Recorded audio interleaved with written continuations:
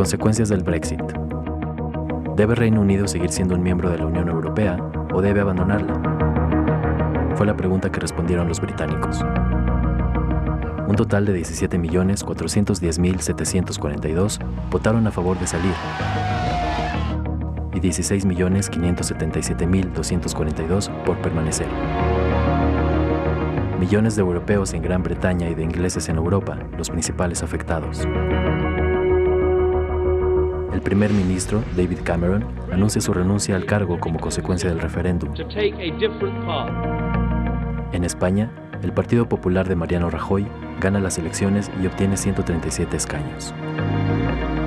Rajoy tendrá que pactar con las otras fuerzas ante un gobierno paralizado desde hace un año.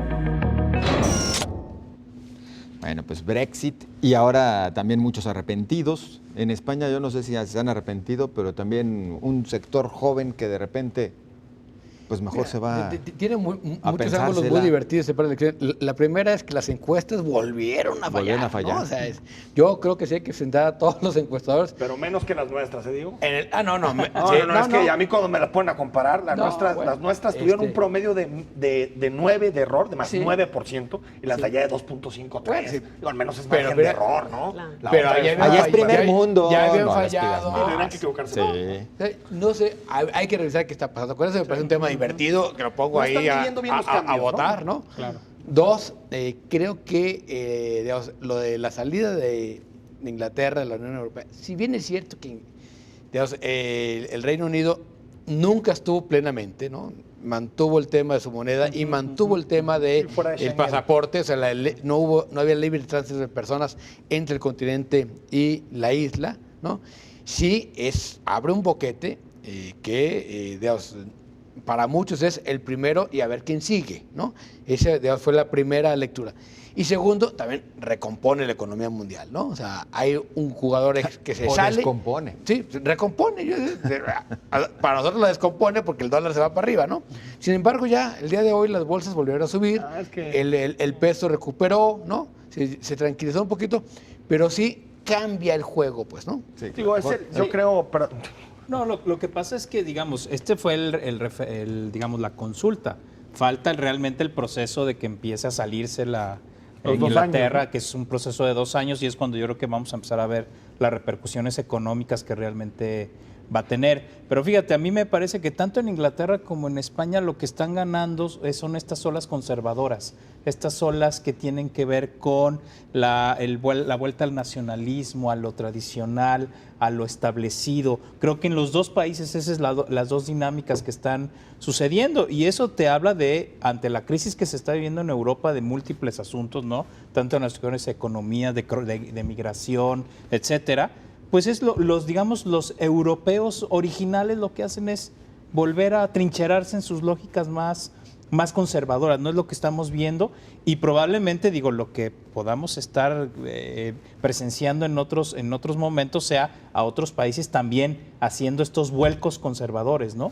Claro. Ya tuvimos 2 en una sola semana, habrá que ver lo que empieza a suceder el resto de este tiempo. En el caso de Reino Unido, Jorge, yo estoy de acuerdo contigo en el caso de España, yo no diría que un vuelco conservador, ¿no? Porque un vuelco conservador sería En realidad lo que ganó Mariano Rajoy fueron 3 puntitos porcentuales. ¿No? Digamos, en una especie de segunda vuelta española, la gente pensó que era más fácil que se formara gobierno en un ala que en el otro, ¿no? Y prefirió mantenerse, ¿no?, que arriesgarse. En el caso de Reino Unido, yo sí veo, Jorge, particularmente, porque bueno, en Reino Unido es complicado por todas las naciones que integran, ¿no? El reino, que eso hace complicado de pronto un análisis homogéneo. Pero en el caso de Inglaterra, sobre todo la Inglaterra del norte, la no urbana, la rural, yo sí veo ahí un discurso anti-establishment muy fuerte, ¿eh? O sea, antisistema, tal vez un discurso de derecha antisistema, claro, ¿no? Nacionalista antisistema, pero un discurso contrario muy claro al proyecto europeo y sobre todo a la idea de que el proyecto europeo lo tripule Alemania y lo tripule Angela Merkel y que exista un nivel altísimo de desencanto democrático, que las decisiones del Parlamento sean mínimas, que todavía la Unión Europea prácticamente todas las decisiones importantes las toma el Consejo de Europa, que es prácticamente un consejo de estados, no un consejo de representantes populares. A lo que me refiero es que sí veo un discurso más anti-establishment, a diferencia de Escocia, porque fíjate, Escocia siempre el establishment ha visto a Londres, ¿no? A la corona, a Westminster, o sea, ese ha sido su establishment y por lo tanto para los escoceses siempre la Unión Europea ha sido un refugio contra las imposiciones parlamentarias. Y por último, sí veo un retorno al nacionalismo, clarísimo, en todos los países, eso está clarísimo. Y sí creo que este periodo que comenzó con la Segunda Guerra Mundial de sistemas de integración, en donde unos se avanzaron más que en otros, en el caso de Europa avanzó muchísimo, en América Latina tuvo sus avances, algunos temas interesantes, creo que llegó a su límite. Creo que ya en este momento los ciudadanos empiezan a querer retomar competencias, a tomar otra vez decisiones desde lo local, desde la nacional, desde sus parlamentos, como solución a los problemas que enfrentan actualmente. A ver, mira, yo estoy de acuerdo con lo que dices, pero es precisamente esta lógica, es que es muy parecido a lo de Trump, ¿no? Sí, es muy parecido. Exactamente, lo que está pasando en Inglaterra, que es, vuelvo a este discurso más conservador de regresar a las raíces, etcétera, etcétera. Es que tiene un refugio en el pasado. Y que tiene que ver fundamentalmente con la incertidumbre de futuro. Totalmente. Sí, claro. Ante la incertidumbre de futuro, tú lo único te refugias en lo que conoces. Es el territorio. Entonces, ¿está en riesgo el modelo económico de la globalización y demás? Pues más que riesgo, no está dando la respuesta que requieren los ciudadanos. Un bozal se le está poniendo. A ver, ahí yo más o menos digo, es muy complicado ser experto en temas internacionales y más en temas tan complejos. He visto prácticamente dos lecturas del tema de los especialistas que la analizan. Una es la parte del impacto en el mercado y otra es la que tiene que ver con lo social. Y curiosamente, en el impacto del mercado todos condenan el Brexit y hablan justamente de este tema del nacionalismo, del tema de las decisiones, pero cuando hablan de la parte social, todo el mundo hablan del gran fraude que fue la Unión Europea en términos sociales. De la gran fraude del libre mercado. Claro, ¿no? De cómo había una idea de que juntos iban a lograr una Europa unificada, una Europa de oportunidades, y en realidad lo único que tenían en común era la ubicación geográfica. Que Reino Unido nunca compartió esa idea. Exactamente, pero todo lo demás... Lo que pasa es que, fíjate, casi después de 2 décadas tienes a una Europa de varias velocidades, ¿no? La Europa muy dinámica. Pero con un gran desempleo, claro, con una calidad de vida deteriorada. Y sobre todo el tema del desempleo. Una mayor desigualdad Claro. y desmantelamiento del estado de bienestar. Y fíjate y de las economías locales también muy golpeadas. Digo, el caso español es un ejemplo claro. Y las del sur, sobre todo, ¿no? Portugal, claro. Ahora, lo que sí queda claro es que la gestión de la crisis, ahí estoy totalmente de acuerdo contigo, Diego, le pasó muchísima factura a la Unión Europea. Porque sí creo que la Unión Europea ahí tuvo dos salidas. Una, irse por una Europa de los ciudadanos y rescatar realmente a los ciudadanos y por lo tanto a sus servicios públicos, a los estados de bienestar, a su educación, a su sistema de salud, y decidió rescatar a los bancos. Y al momento en que decide rescatar a los bancos pierde muchísima credibilidad. Si tú ves en los eurobarómetros, la satisfacción con el proyecto europeo y la identidad de europeo cae desde 2008 prácticamente sostenido, porque en realidad se ve al proyecto europeo como un aliado del establishment y no realmente un aliado de los ciudadanos. La de Full Monty, ¿no? Si la vimos todos, ¿no? Bueno, estos pueblos, digamos, company towns, típico como el que aparece en esa película, ¿no? Esa tragedia sucedió en todo el norte de Inglaterra. Entonces, no es extraño que hayan votado así, ¿no? Exacto, no es extraño. Y creo que tampoco es extraño que los jóvenes voten de otra manera. A mí estas ideas, estas lecturas de perdieron los millennials, perdieron los jóvenes, se me hacen unas lecturas totalmente desfasadas. Al revés. Yo creo que los jóvenes, pues obviamente los países europeos son la minoría, es normal, menos porcentajes de población. Lo que ganaran sería verdaderamente un discurso rarísimo. ¿Qué sucedió con el joven londinense y por qué en Londres gana abrumadoramente el permanecer en la Unión Europea?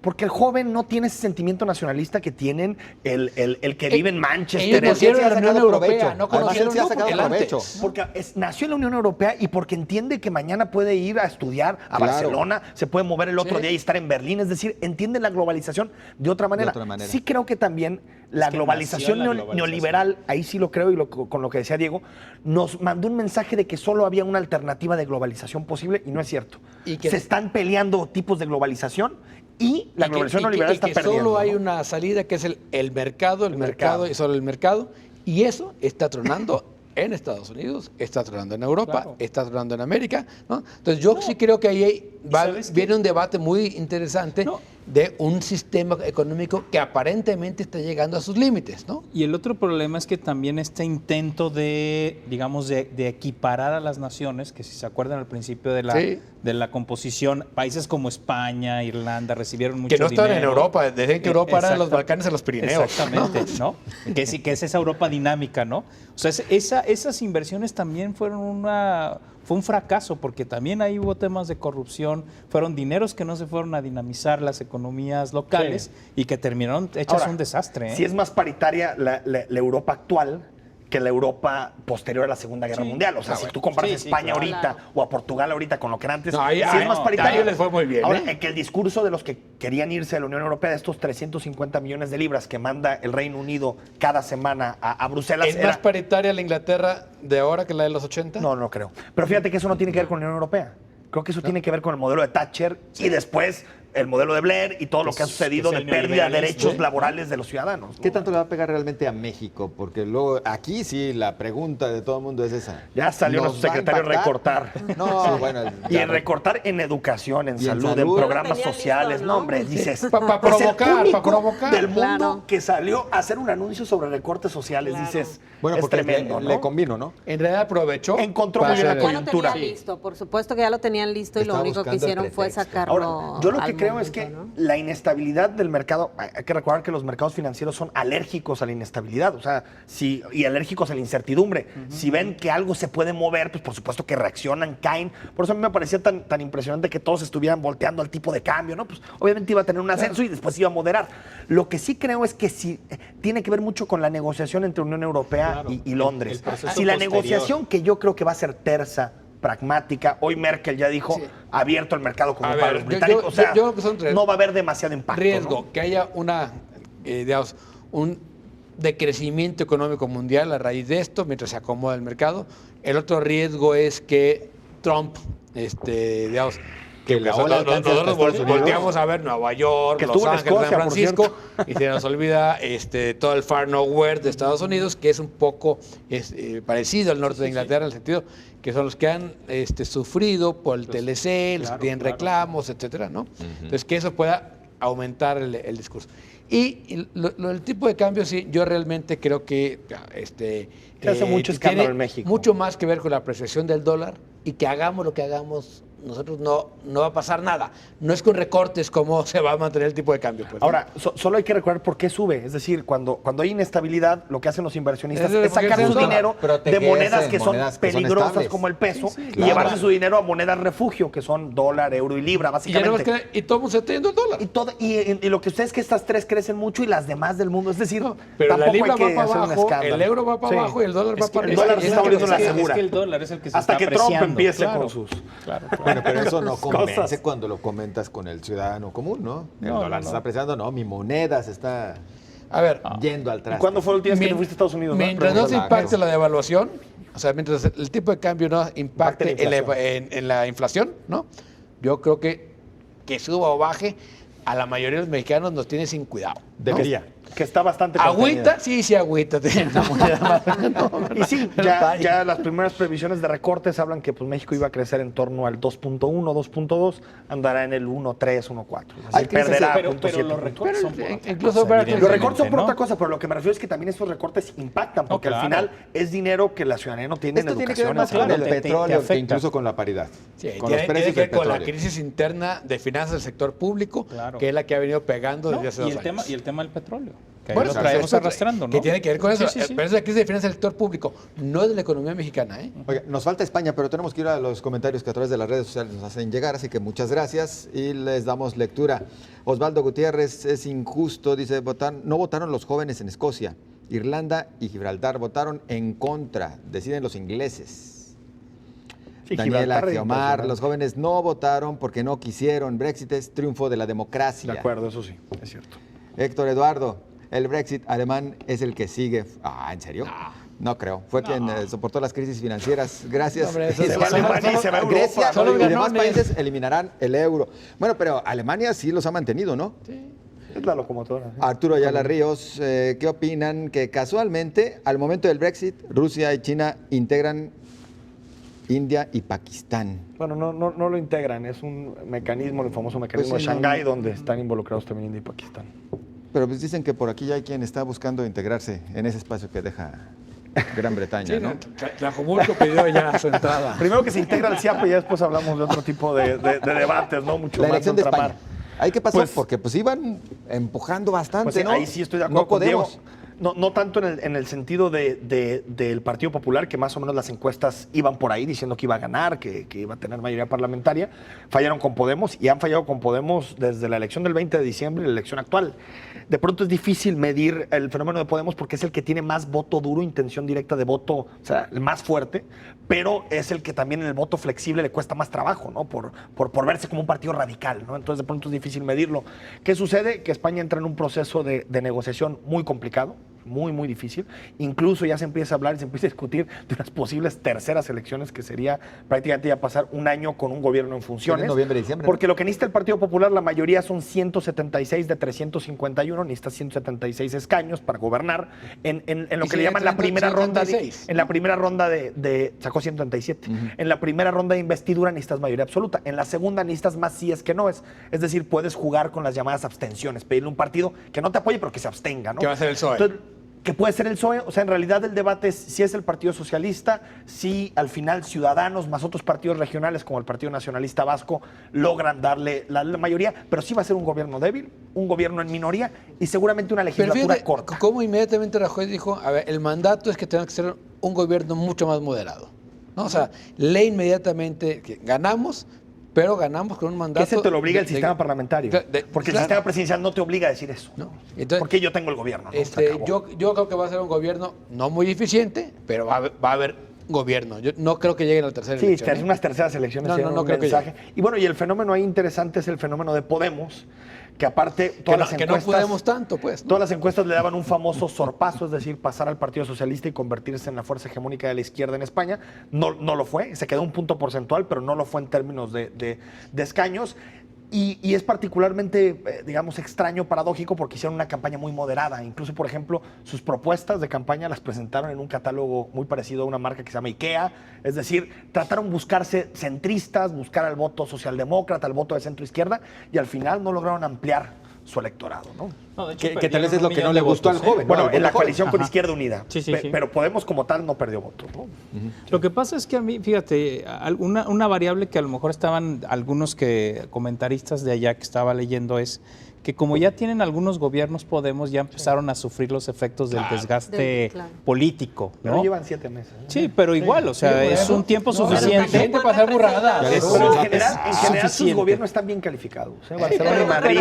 Pero hay cambio que se esperaba. Pues quién sabe, yo ahí tendría mi debate. No, mira, Yo creo por que lo sí menos ya están tienen representando. o sea, algunos decían, es que ya hay un desgaste real Claro. que se empieza a traducir en Yo creo que lo que más votos, ¿no? desgaste les da es la relación que nunca han sabido explicar con Hugo Chávez.